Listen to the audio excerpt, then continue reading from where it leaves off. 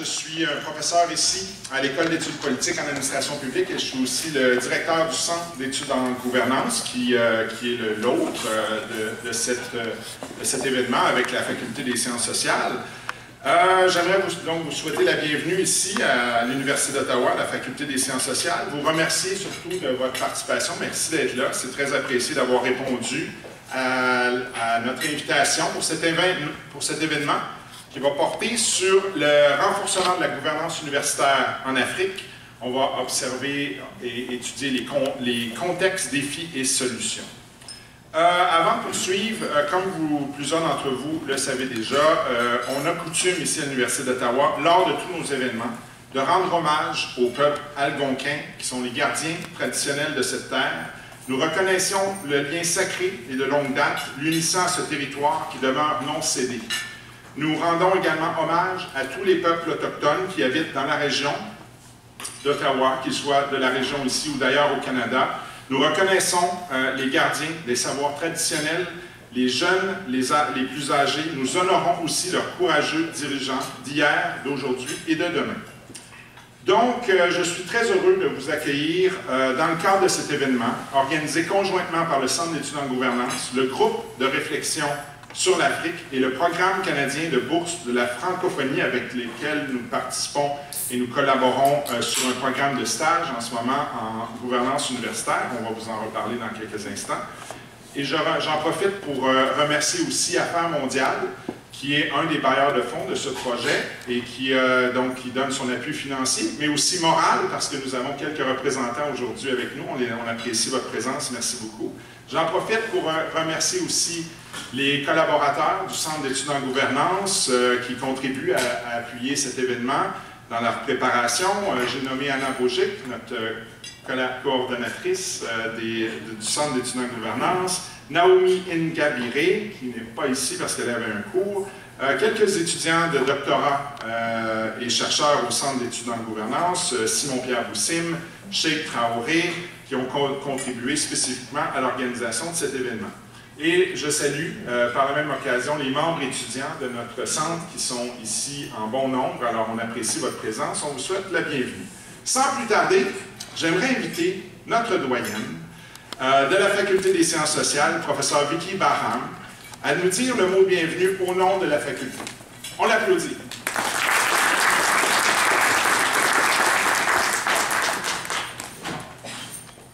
Bonjour tout le monde. J'aimerais donc à mon tour vous souhaiter la bienvenue au nom de la Faculté des sciences sociales à cet événement portant sur le renforcement de la gouvernance universitaire. Et j'en profite aussi pour remercier nos partenaires pour l'organisation de cet événement. Donc, le groupe de réflexion sur l'Afrique, le Africa Study Group, et le programme canadien des bourses pour la francophonie. Nous sommes extrêmement heureux d'accueillir cette année une cohorte de 9 stagiaires en gouvernance universitaire, provenant de 4 pays africains et d'un pays d'Asie. Ces stagiaires sont accueillis par la Faculté des sciences sociales pour une période de 6 mois. Pendant leur séjour, ils cherchent à comprendre les problèmes, les enjeux, mais surtout les solutions pour améliorer la gestion et la gouvernance de leurs universités. Par la suite, quand ils retourneront dans leur pays, ils seront accompagnés et soutenus par leurs institutions d'attache et leurs partenaires, dont le Centre d'études en gouvernance, sur une période de 6 mois, afin de mettre en œuvre les solutions qu'ils auront pris le temps d'élaborer pendant leur séjour ici. Ce projet est d'ailleurs très mobilisateur, puisqu'il engage à la fois nos professeurs de la faculté, mais aussi les professionnels de l'université, qui interviennent soit comme enseignants dans le programme de formation offert dans le cadre de ce stage, soit comme superviseurs académiques ou mentors professionnels, afin d'aider les stagiaires à élaborer leur plan d'action. J'en profite alors pour remercier très très sincèrement tous ceux et celles qui consacrent des efforts à ce programme, dont plusieurs sont ici parmi nous aujourd'hui. Ce programme est aussi très important pour l'Université d'Ottawa, car il s'inscrit dans nos efforts pour renforcer nos liens avec l'Afrique francophone. Il y a quelques semaines, parmi vous vont s'en rappeler, l'Université d'Ottawa a accueilli une délégation de 13 universités africaines provenant de l'Afrique de l'Ouest et d'Afrique centrale afin de renforcer nos liens en matière de formation et de recherche universitaire. L'Université d'Ottawa est engagée dans sa mission à promouvoir le bilinguisme et la francophonie et elle s'est donné comme mandat stratégique de renforcer et de bâtir des nouveaux ponts avec le continent africain qui est jeune et en pleine effervescence. C'est pourquoi nous avons très hâte de vous écouter aujourd'hui, chers stagiaires, afin d'en apprendre un peu plus sur vos réalités et sur vos idées, afin de construire des universités plus fortes en Afrique et ainsi contribuer à l'essor économique et social des sociétés africaines. Sur ce, je vous souhaite une excellente conférence et je repasse la parole au professeur Éric Champagne pour la suite du programme.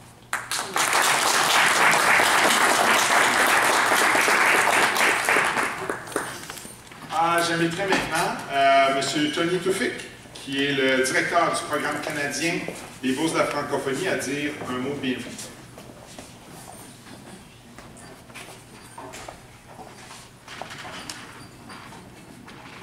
Mesdames et messieurs, alors en tant que directeur du programme canadien de bourse de la francophonie, je suis extrêmement fier aujourd'hui de pouvoir participer à ce panel de réflexion sur la gouvernance universitaire en Afrique qui est organisé par le Centre d'études en gouvernance de la Faculté des sciences sociales de l'Université d'Ottawa et le groupe de réflexion sur l'Afrique.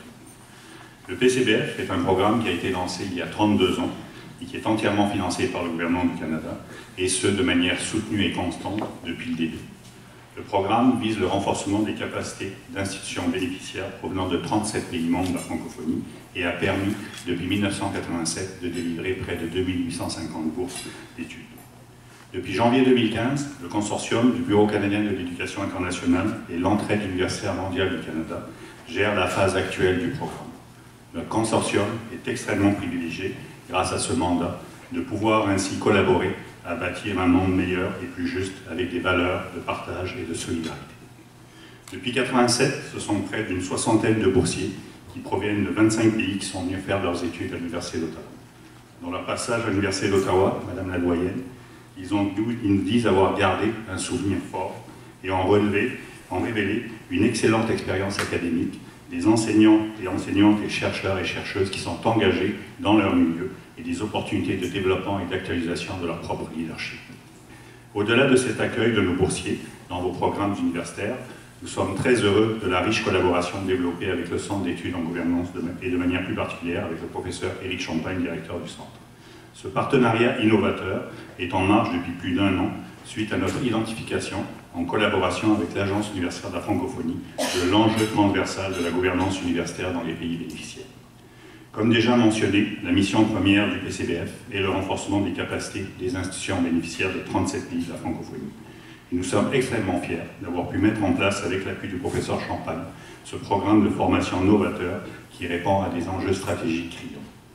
Nous souhaitons aussi souligner l'appui du ministère Affaires mondiales Canada pour l'approbation du lancement de cette offre de bourse qui rejoint totalement les résultats ultimes du programme. Nous avons accueilli ainsi en août dernier la première cohorte de stagiaires en gouvernance universitaire qui est composée, comme Mme le doyen a dit, de 9 OCAL qui proviennent du Burkina Faso, de la Côte d'Ivoire, de la République démocratique du Congo, du Sénégal et du Vietnam. Ces OCAL occupent tant des postes de direction que de vice-présidence de leur université, qui sont toutes membres de l'AUF, et leurs fonctions touchent autant des enjeux de planification stratégique et de mise en œuvre de stratégie, de réflexion sur l'arrimage entre offre de formation et besoins du milieu, de gestion de ressources humaines, d'intégration des nouvelles technologies dans les services académiques, que de la communication institutionnelle entre les universités et leurs ministères et directions de tutelle. Nos 9 boursiers sont des leaders de leur milieu, et grâce à la formation et l'accompagnement qui est développé par le Centre d'études en gouvernance, ils et elles vont devenir des agents et des agents du changement et les ambassadeurs et les ambassadrices de la bonne gouvernance universitaire. Nous tenons ici aussi à souligner et remercier l'Institut de la francophonie pour la gouvernance universitaire, l'IFGU, un institut membre de l'AUF dont le siège est à Yaoundé au Cameroun. L'IFGU est en collaboration aussi avec ce programme innovateur afin d'offrir un accompagnement personnalisé de nos 9 champions et championnes de la gouvernance universitaire à leur retour dans leur institution. Aujourd'hui, à l'initiative du Centre d'études de la gouvernance et du groupe de réflexion sur l'Afrique, nous sommes réunis pour analyser les enjeux de la gouvernance universitaire en Afrique. Nos 8 boursiers qui proviennent de ces universités africaines sont invités à partager leur point de vue expérientiel riche et ayant autant hâte que vous de les écouter sans plus tarder, je vous cède la parole tout en nous souhaitant à toutes et tous un excellent échange et réflexion. Je vous remercie.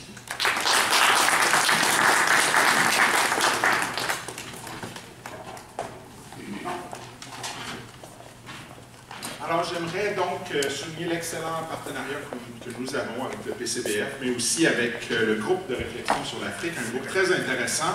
J'en profite pour remercier le président du conseil, Bruce Montador, avec qui on a eu beaucoup d'échanges sur cet événement, mais qui malheureusement est au Sénégal en ce moment. Donc, ça montre l'engagement de ce groupe pour l'Afrique. Mais on a quand même l'ancienne présidente et membre très active du groupe, Louise Ouimet, qui est avec nous aujourd'hui, qui va animer la conversation aujourd'hui. Juste un petit mot, le groupe de réflexion sur l'Afrique existe depuis 2007.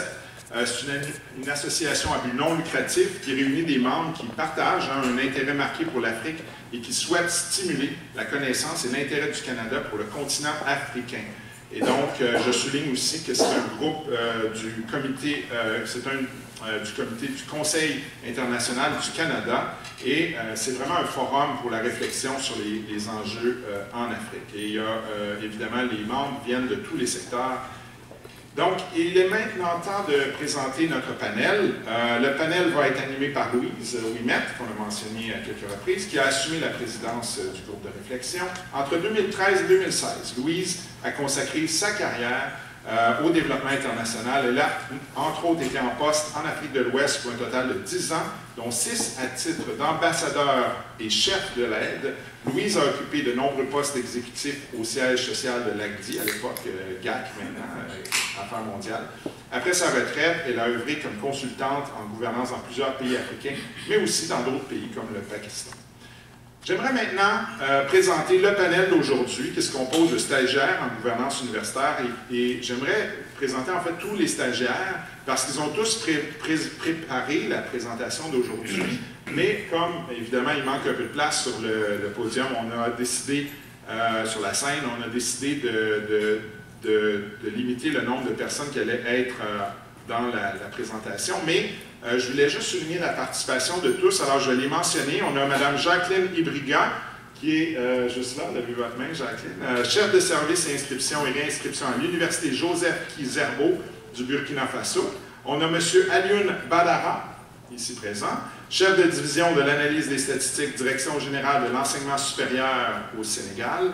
Mme Awaka, qui est assise juste là, chef du service des ressources humaines à l'École supérieure polytechnique du Sénégal. Mme Christelle Ouattara, qui est, Christelle est secrétaire principale à l'Université Félix Houphouët-Boigny de Côte d'Ivoire. M. Alexis Ibakou, qui est juste là. Alexis est le directeur des services académiques à l'Institut supérieur des techniques médicales. M. Célestin Kanyema, chef de division gestion des ressources humaines à l'Université Kinshasa en RDC. Mme Pélagie Théoua, qui est vice-présidente chargée de la planification, de la programmation et des relations extérieures à l'Université Alassane Ouattara en Côte d'Ivoire. M. Claude Dakouyo, Claude est là, chef du service des titres et des diplômes à l'Université Norbert Zongo en Burkina Faso. On souligne aussi la participation de Mme Vuti Yen Nga, qui est ici. C'est la directrice adjointe du Centre d'informatique et des langues étrangères de l'Université des affaires intérieures de Hanoï, au Vietnam. Alors, elle fait partie du groupe des stagiaires. Elle a contribué, évidemment, à la présentation aujourd'hui. Mais comme ça porte, la prochaine fois, ça pourra porter sur le Vietnam, peut-être, n'est-ce pas? Sans plus tarder, j'aimerais passer la parole à Mme Pélagie Théoua pour la présentation du contexte avant la discussion. Merci.